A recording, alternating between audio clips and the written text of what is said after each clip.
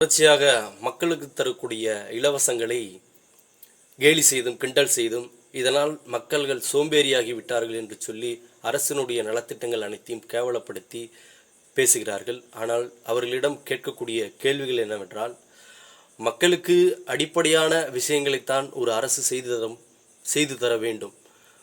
அடிப்படையான விஷயங்கள் என்னவென்று சொன்னால் உணவு, உடை, இருப்பிடம், மேலும் அவர்கள் வாழ்வாதாரத்தை முன்னேற்றக்கூடிய வகையில் சிறு சிறு உதவிகள், எல்லா உதவிகளும் எல்லா நலத்திட்டங்களும் மக்களாகிய உழைத்த பணத்திலிருந்து அவர்கள் அரசுக்கு வரி செலுத்துகிறார்கள். அந்த வரி பணத்திலிருந்து தான் ஒவ்வொரு திட்டங்களாக இருந்தாலும் சரி, ஒவ்வொரு நலத்திட்டங்களும் ஒவ்வொரு செயல்பாடுகளும் இருக்கிறது.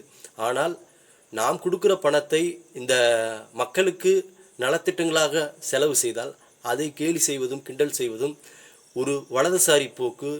மேலும் அது ஒரு முதலாளித்துவ சிந்தனை. உழைக்கக்கூடிய மக்கள் கடுமையாக உழைத்து தங்களுடைய உழைப்பிலிருந்து அரசுக்கு வரி செலுத்தி அந்த வரிப்பணத்திலிருந்து தான் மக்களுக்கு நலத்திட்டங்களை வழங்குகிறார்கள். எனவே இந்த திட்டங்கள் அனைத்தும் மக்களுக்கான உரிமை. ஆனால் அதை கொச்சைப்படுத்துவது எந்த விதத்திலும் சரி கிடையாது. அது முழுக்க முழுக்க முதலாளித்துவ சிந்தனை, பிற்போக்குத்தனமான சிந்தனை. அது ஒரு பார்ப்பனிய சிந்தனை கூட. காலங்காலமாக இந்த மக்கள் உழைக்கிற மக்கள் கலனிலே வேலை செய்து, காடுகளிலே வேலை செய்து, கடுமையாக உழைத்து தங்களுடைய உழைப்பின் மூலமாக வாழ்கிறார்கள். மற்றவர்களைப் போல உட்கார்ந்து கொண்டே மணியாட்டி கொண்டு எந்த வேலையும் செய்யாமல் வாழ கிடையாது. மேலும் நாம் என்ன சொல்ல வேண்டியது இருக்கின்றன, முதலாளிகள் பெற்ற கடன்களை இந்த இந்திய ஒன்றிய அரசு 25 லட்சம் கோடி ரூபாய் வாராக்கடனாக தள்ளுபடி செய்திருக்கிறது. அவர்கள் முழுமையாக கட்ட முடியவில்லை, எங்களுக்கு வரி சலுகை கொடுங்கள் என்று கேட்டதன் காரணமாக 25 லட்சம் கோடி, 1 ரூபா 2 ரூபா கிடையாது, 25 லட்சம் கோடி ரூபாய் தள்ளுபடி செய்திருக்கிறார்கள் இந்த 9 ஆண்டுகளில். ஆனால் இந்த ஏழை எளிய மக்களுக்கு கொடுக்கக்கூடிய 1000 ரூபாய் பணமாக இருந்தாலும் சரி, மதிய உணவு திட்டமாக இருந்தாலும் சரி, காலை உணவு திட்டமாக இருந்தாலும் சரி, மேலும் புதுமை பெண் திட்டம், அதன் பிறகு மாணவர்களுக்கு தரக்கூடிய திட்டம், மேலும் லேப்டாப், சைக்கிள், ஃப்ரீ பஸ், இது எல்லாம் அவர்களுக்கு எரிகிறது. ஒரு பார்ப்பனிய மேலாதிக்க சிந்தனையோடும் முதலாளித்துவ சிந்தனையோடும் இந்த திட்டங்களை எல்லாம், இந்த உரிமைகளை எல்லாம் சலுகை, இது ஒரு கேவலமானது, இந்த மக்கள் உழைக்காமல் சோம்பேறித்தனமாக மாற்றக்கூடியது என்கிற வகையில் எல்லோரும் கிண்டல் செய்கிறார்கள். இது மிக மிக கண்டிக்கத்தக்கது. இது எந்த விதத்திலும் சரி கிடையாது. ஏனென்றால் உழைக்கிற மக்கள் தங்களுடைய உழைப்பின் மூலமாக வரி செலுத்தி அந்த வரியின் மூலமாக மக்களுக்கு நலத்திட்டங்களை செய்கிறார்கள். இந்த 1000 ரூபாவாக இருந்தாலும் சரி, ஃப்ரீ பஸ்ஸாக இருந்தாலும் சரி, மாணவர்களுக்கும் மாணவிகளுக்கும் தரக்கூடிய அந்த 1000 ரூபாய் பணமாக இருந்தாலும் சரி, லேப்டாப்பாக இருந்தாலும் சரி, சைக்கிளாக இருந்தாலும் சரி, எந்த நலத்திட்டங்களாக இருந்தாலும் சரி, எந்த உதவி திட்டங்களாக இருந்தாலும் சரி, இது அனைத்தும் அவர்களுடைய வாழ்க்கைக்கு பயன்படக்கூடிய வகையிலே தான் இருக்கிறதே தவிர இது எந்த விதத்திலும் அவருடைய உழைப்பை உழைக்காமல் அவர்களை சோம்பேறியாக்கவில்லை.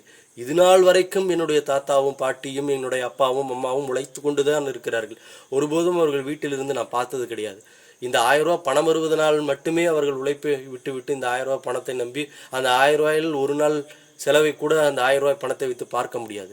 அது ஒரு உரிமை தொகை. அந்த உரிமை தொகையின் மூலமாக தங்களுடைய குடும்பத்தையும் தங்களுடைய பிள்ளைகளையும் பார்த்து கொள்ளக்கூடிய ஒரு தொகையாகத்தான் அது இருக்கிறதே தவிர அதனாலேயே இந்த மக்கள் சோம்பேறியாகி விட்டார்கள், அதனால்தான் இந்த மக்கள் வாழ்கிறார்கள் என்பது அவர்களை கொச்சைப்படுத்துவதாக இருக்கிறது. குறிப்பாக இந்த வலதுசாரிகளும் பிஜேபி கும்பலும் நாம் தமிழர் கும்பலும் மேலும் முதலாளித்துவ சிந்தனை கொண்டவர்களும் லட்ச ரூபாய் கோடி ரூபாய் பணம் வாங்கக்கூடியவர்களும் இது போன்ற கருத்துக்களை சொல்கிறார்கள். மேலும் நில உடைமையாளர்கள் இந்த கருத்துக்களை சொல்கிறார்கள். இந்த உழைக்கிற மக்கள் உழைப்பை சுரண்டி சுரண்டி சுரண்டி சுரண்டி வாழ்ந்து கொழுத்து போன இந்த முதலாளிகள் மட்டுமே, இந்த பார்ப்பனிய சிந்தனை கொண்டவர்கள் மட்டுமே இது போன்ற கருத்துக்களை சொல்கிறார்கள். ஆனால் முற்போக்கு சக்தியிலும் ஜனநாயக சக்தியிலும் இது போன்ற திட்டங்கள் தீட்டப்பட வேண்டும். இது போன்ற திட்டங்கள் ஏழை எளிய மக்கள், விளிம்புநிலை மக்கள், கிராமப்புறங்களில் வாழக்கூடிய மக்களுக்கு இந்த போன்ற திட்டங்கள் போய் சேர வேண்டும். இது போன்ற திட்டங்கள் மூலமாகத்தான் அவர்கள் வெளியே வருவார்கள், சமூகத்தில் புழங்குவார்கள், சமூகத்தில் பொருளாதாரத்தில் அவர்கள் உயர்வதற்கான வழிகளை தேடுவார்கள். கல்வியில் கொடுக்கக்கூடிய ஒவ்வொரு உதவித்தொகைகளும் அவர்கள் உயர்கல்வி பெறுவதற்கும், அவர்கள் அறிவை வளர்த்து கொள்வதற்கும், அவர்களுடைய ஆளுமையை வளர்த்து கொள்வதற்கும், மேலும் பல்வேறு நாடுகளுக்கு போய் சென்று படிப்பதற்கும் இதுவெல்லாம் உந்து சக்திகளாக இருக்கிறது. ஆனால் இதை பொறுக்க முடியாதவர்கள், ஏழை எளிய எஸ்சி எஸ்டி ஓபிசி மாணவர்கள் மற்றும் மைனாரிட்டி மாணவர்கள் படித்து மேலே வந்துவிடக்கூடாது என்கிற பார்ப்பனை சிந்தனை கொண்டவர்கள், மேல்சாதி சிந்தனையை கொண்டவர்கள், உயர்வு தாழ்வை கற்பிக்கக்கூடியவர்கள் இது போன்ற கருத்துக்களை பரப்பி வருகிறார்கள்.